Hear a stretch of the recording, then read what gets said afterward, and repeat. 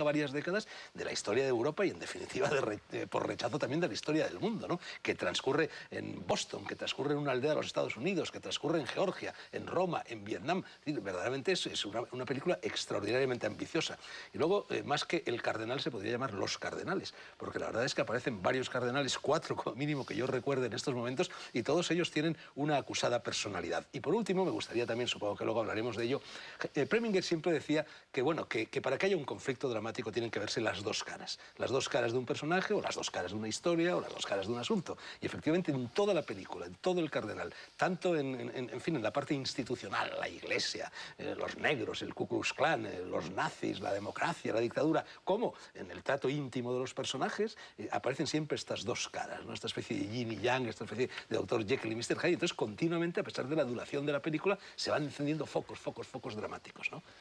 Muy bien, muchas gracias. Es verdad, y además has dicho la palabra exacta, peliculón, que es como lo decíamos nosotros, es un peliculón. Como dice Fernando, la novela se había publicado bastante tiempo atrás, 13 años, y la había comprado la Columbia, pero nadie se atrevía a hacerla porque le había puesto la prueba al cardenal Spellman. Decían que estaba basada en la vida del cardenal Spellman, y él añadía que él nunca tuvo una hermana que tuviera que pasar por las vicisitudes que ustedes verán en la película. Pero Preminger, que siempre se había metido en todos los líos, incluso ya había tenido una pelea gorda con la censura anteriormente, con una película que rozaba mucho el mundo del sexo y de una chiquita virgen, dijo para adelante y fue consiguiéndolo todo. Y él dice que él pensaba que la Iglesia católica era mucho más monolítica, pero no, dice que tuvo una serie de ayudas extraordinarias.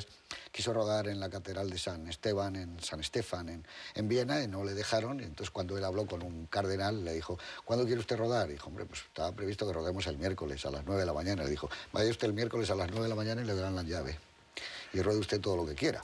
Y parece ser que fue así, y pudo rodar en muchos sitios, y que el Vaticano se portó muy bien con él. Es un peliculón, se puede hablar de tantas cosas que espero que tengamos un coloquio realmente maravilloso. Miguel creo que conoció a Preminger. Sí, Tú le hiciste una entrevista, ¿no? Publicaste en Dirigido por, ¿verdad? Sí, poco antes de que se muriera. Un Preminger de 70 y mucho sería ya, ¿no? Sí, era el Preminger, estaba haciendo la promoción de su última película, que fue El Factor Humano. Una de las mejores para mí, sí, sin duda. Tuvo una recuperación, porque él justo el periodo inmediatamente anterior es donde están sus películas más flojas, porque coincide la decadencia del cine americano clásico con problemas que él tuvo personales y con el rechazo crítico, que les pasa mucho a los americanos. Allí no le respetan mucho, le respetan en Europa cambia la tendencia y se quedan sin protección. Eso le está pasando, entre otros, a Woody Allen. Pero también fue Cayer de Cinema quien, en cierto modo, lo descubrió y lo reivindicó. Pero luego fue el mismo Cayer que en el 64 tomó Film Ideal en España, la posición contraria. Tiene muchos... El poliedro de Otto Preminger, yo creo que va a ser un análisis estupendo el que vamos a tener con él, porque la película se abre además en varias vías. Con todos ustedes esta noche, y con mucho tiempo por delante, El Cardenal de Otto Preminger.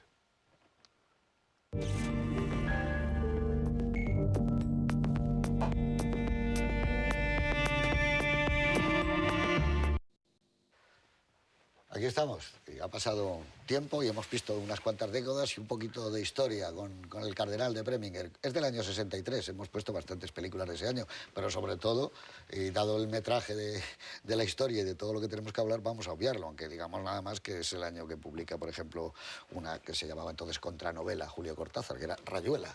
Pero bueno, yo creo que del Cardenal podremos hablar de muchísimas cosas, porque uno tiene la sensación incluso que ha visto ya imágenes y que se le han mezclado en su cabeza. Las sandalias del pescador, hay momentos que parece cuando los encuadres con la campana, la muchedumbre en San Pedro. Otra película que está muy bien, que tiene una gran tensión, la película de...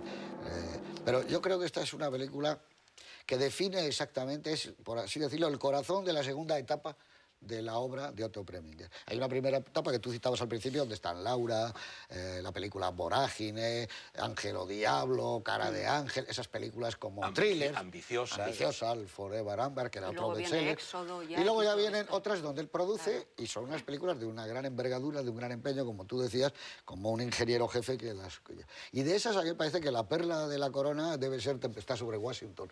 ahora, pero a lo mejor la veo y me quedo otra vez con el Cardenal. Pero es curioso porque tenía un dominio enorme de la puesta en escena. Es para utilizar la frase que decían ellos, ¿no? La mirada. Hay un momento cuando tú has dicho hace ya unas horas que no sabes si se corta o no. Hay un plano entre John Huston y él, cuando John Huston va a verle, para decirle, pero bueno, ¿qué es lo que ocurre? Que está rodado en un plano máster, toda la película, que debe durar muchos minutos. Pero hay dos insertos de John Huston que está mirando, es decir, no se preocupa en un alarde de decir, oye, vaya plano que ha hecho, en donde los mueve, se levantan, se sientan, se levanta John Huston. No, pero es curioso, porque de esos hay muchos, pero no te das cuenta. No, mueve la cámara como más ófulo. Es que él paraba, templaba y mandaba, pero es que había tocado todas las teclas. Actor, director de teatro, productor y realizador, ¿no?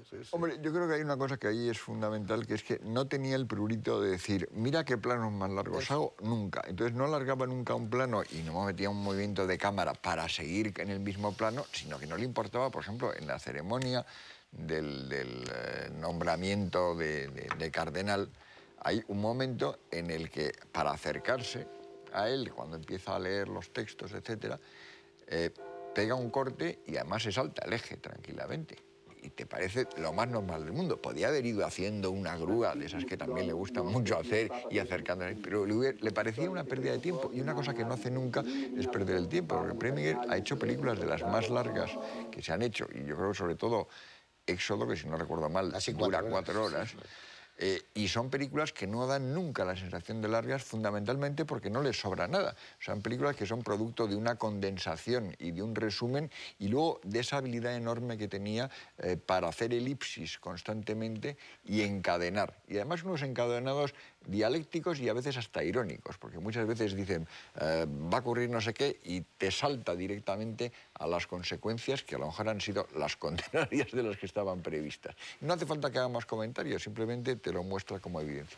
Y esa habilidad, yo creo, para empalmar unas cosas con otras, hace que la película no tenga ningún parón en ningún momento, y aunque, fíjate tú, que es una película totalmente episódica, dividida en 2 grandes flashbacks partidos por la mitad, más o menos coincide aproximadamente con la primera mitad de la película, la segunda parte es un poquito más larga, y en medio de esa te recorre, saltando a lo mejor 10 años en medio, prácticamente todo el periodo desde la Primera Guerra Mundial hasta la Segunda Guerra Mundial, que es un periodo, por otra parte, sumamente conflictivo e interesante, con algún cambio de papa por medio y con esa cosa que hay, que al mismo tiempo estás viviendo los dilemas personales, éticos y las limitaciones que le suponen eso, no querer ser juez y el tener que aplicar la ley, etcétera, que tiene el personaje, y al mismo tiempo los conflictos de unas tendencias episcopales dentro de la Santa Sede, que unos serán los más acomodaticios,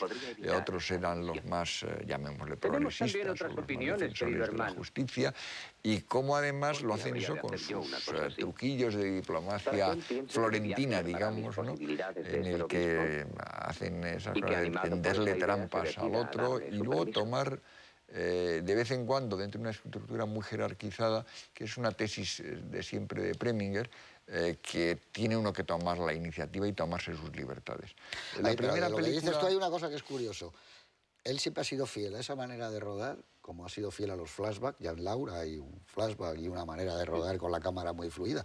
En eso yo creo que él siempre ha rodado prácticamente igual. Sí. Eso es curioso. No dices, hombre, ahora tiene un periodo más ascético, planos fijos, no veo la cámara. No, yo creo que desde Laura hasta el factor humano rueda igual.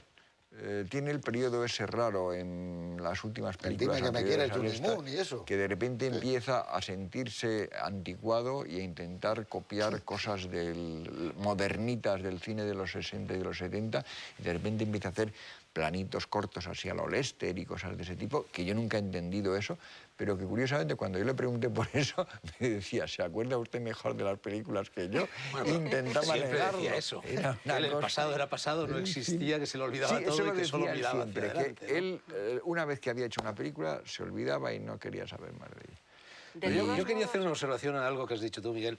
A propósito de estas elipsis, efectivamente hay formidables elipsis, pero a veces se queda alguna escena en el aire. Yo, por ejemplo, la maravillosa escena de la armónica, cuando a él le han dado los latigazos, lo han dejado tirado junto a ese río, y va a ser, no sé si al día siguiente o muy pocos días después, el proceso. Bueno, aparece la armónica, se van tocando la armónica, y yo creía que se iba a ver el juicio, porque además eso es muy de Preminger. Sí. A él le gustaba muchísimo sacar el juicio, esta búsqueda de la verdad. Precisamente por eso, de repente ya... Que ya ha hecho muchos juicios, yo creo precisamente por eso hace elipsis y salta al este. Ten en cuenta que aquí le habían cortado 40 minutos, pero duraba 160 minutos y la mayoría eran un juicio anatomía y asesinato. Claro. Y cuando no son juicios son procesos, porque realmente...